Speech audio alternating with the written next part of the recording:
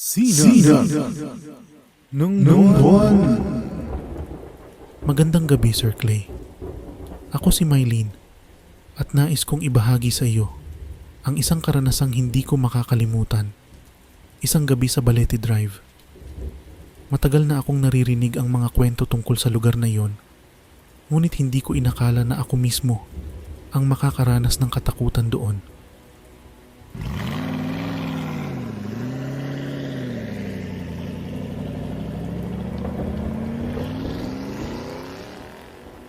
Isang gabi ng Sabado, mga bandang 10:00 ng gabi, habang nagmamaneho ako pa uwi mula sa isang party ng kaibigan, napagpasyahan kong dumaan sa Balete Drive para mas mapabilis ang biyahe ko.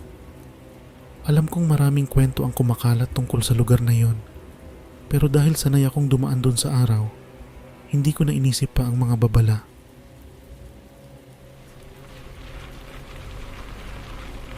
Habang dumadaan ako sa madilim na bahagi ng kalsada, napansin kong tila napakatahimik ng lugar.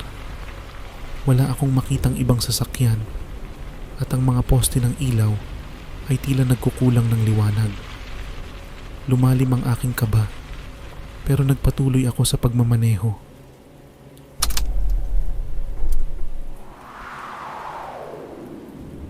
Sa aking pagtanaw sa rearview mirror, napansin kong may isang bagay na kakaiba sa likod.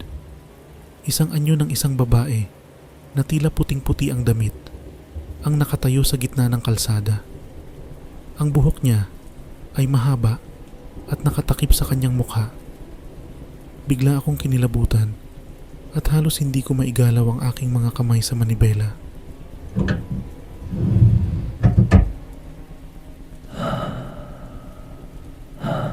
Sinubukan kong huwag pansinin, ngunit nang lumingon ulit ako sa rearview mirror, nakita ko siyang papalapit sa aking sasakyan.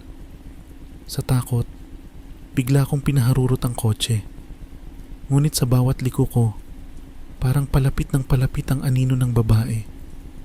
Hindi ko na alam kung saan ako patungo. Parang paikot-ikot lang ako sa parehong lugar.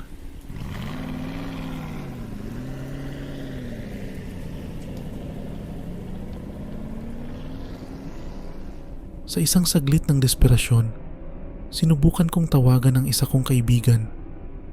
Pero sa hindi inaasahang pagkakataon, wala akong signal. Para akong nakulong sa isang bangungot na hindi ko matakasan. Ang paligid ay lumalamig at ang hangin ay tila nagiging mabigat. Bigla na lamang akong nakarinig ng mga kalabog mula sa bubong ng aking sasakyan. Parang may mabigat na bagay na tumama. Halos hindi ko na magawang huminga sa sobrang takot.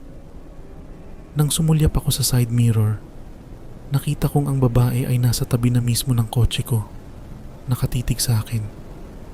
Hindi ko makakalimutan ang kanyang mga mata, puno ng puot at lungkot.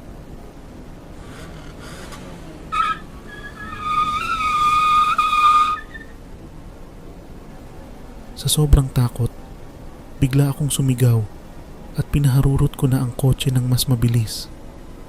Ang tanging nasa isip ko ay makalabas ng Balete Drive at makalayo sa anino ng babaeng iyon. Sa wakas, nakarating ako sa dulo ng kalsada at parang isang himala na biglang nagkaroon ng signal ang cellphone ko. Tumigil ako sa isang gasolinahan para huminga ng malalim at sinubukan kong kalmahin ang sarili ko.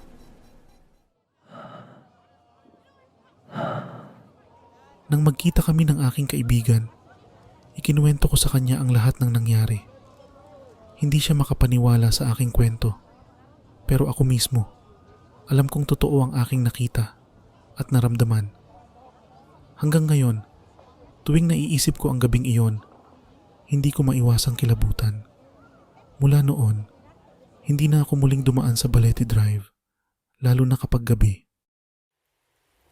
Mga kaibigan, ang kwento ni Mylene ay isang paalala na may mga lugar na puno ng misteryo at takot. Ang Balete Drive ay kilala sa mga kwento ng multo at hanggang ngayon, marami pa rin ang nagsasabing nararanasan nila ang kababalaghan sa kalsadang iyon. Kung kayo man ay dumadaan doon, Huwag kalimutang magdasal at humingi ng gabay dahil hindi natin alam kung ano ang nag-aabang sa dilim.